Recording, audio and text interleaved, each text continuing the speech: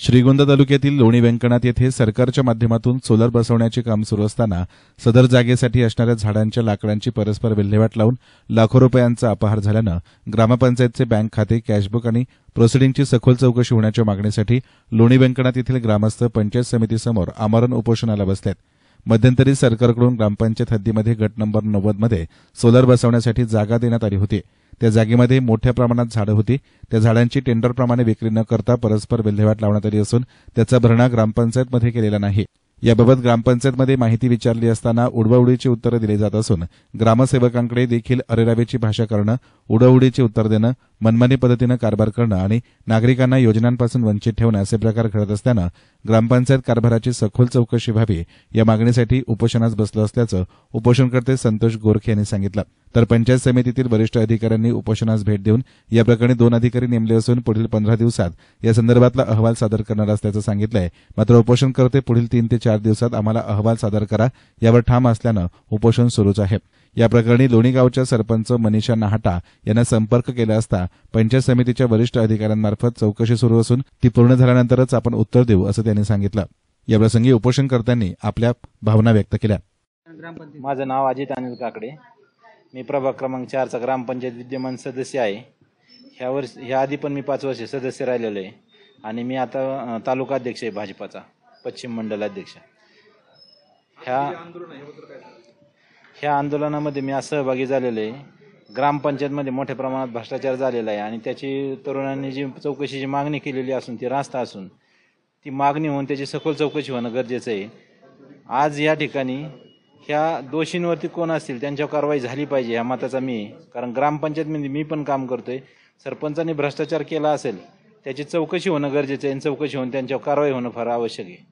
कारण त्याचं कारण असं आहे, जर ग्रामपंचायतमध्ये भ्रष्टाचार करण्याचा कोणालाच अधिकार नाही आहे। जर तुम्ही भ्रष्टाचार केला असेल तर इथे त्याला शिक्षा व्हायलाच पाहिजे, त्याच्याशी आम्ही एकदम सहमत आहोत आणि त्यांच्यावर कारवाई होणं गरजेचं आहे। आमदारांशी हा विषय बोलणार आहे मी आणि यांना न्याय मिळवून देण्यासाठी प्रयत्न करणार आहे। काय झालंय माहिती का, ह्या आधी चौकशीसाठी तिथे अधिकारी उपस्थित झाले होते। सरपंचांनी काय त्याला दप्तर उपलब्ध करून नाही दिलं आणि दप्तर देणार नाही अशी अरेरावीची भाषा करून त्यांना विस्तार अधिकाऱ्यांना तिथून पाठवलं। त्यानंतर विस्तार अधिकाऱ्यांनी जे स्टेटमेंट दिलेलं आहे की बाबा माझ्याकडनं चौकशी काढून घ्यावा, ही परिस्थिती खूप चिंताजनक आणि खूप खेददायक आहे। ह्याच्या बाबतीत मी निषेध व्यक्त करतो। प्रशासनाला वेळोवेळी आम्ही आणि आमदारांनी ह्याच्या बाबतीत बोललेलो आहे। आमदार या गोष्टीला कधीच पाठीशी घालणार नाहीत आणि मी आणि माझी भारतीय जनता पार्टी भ्रष्टाचाराला कधीही पाठीशी घालणार नाही। जर भ्रष्टाचार झाला असेल तर आम्ही त्याच्या विरोधात आहे 100% आणि ह्यांना न्याय मिळवून देण्यासाठी आम्ही प्रयत्नशील राहणार आहे। श्रीगोंदा तालुक्यातील लोणी व्यंकणात या ग्रामपंचायतमध्ये झालेल्या लाखो रुपयांच्या भ्रष्टाचाराच्या विरोधात या ठिकाणी आज श्रीगोंदा पंचायत समितीसमोर लोणी व्यंकणाचे ग्रामस्थ या ठिकाणी आमरण उपोषणाला बसलेले आहेत। लोणी व्यंकणात ग्रामपंचायतीमध्ये ग्रामपंचायतीच्या मालकीची म्हणजे शासनाची 70 एकर जमीन, गायरान जमीन ही सौर ऊर्जा प्रकल्पांना देण्यात आली।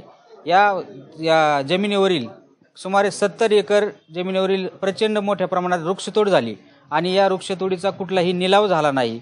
शासनाच्या परस्पर ही वृक्ष ठेकेदारांना विकून 22 लाख रुपये या ठिकाणी संबंधित सरपंचांनी हडप केलेले आहेत।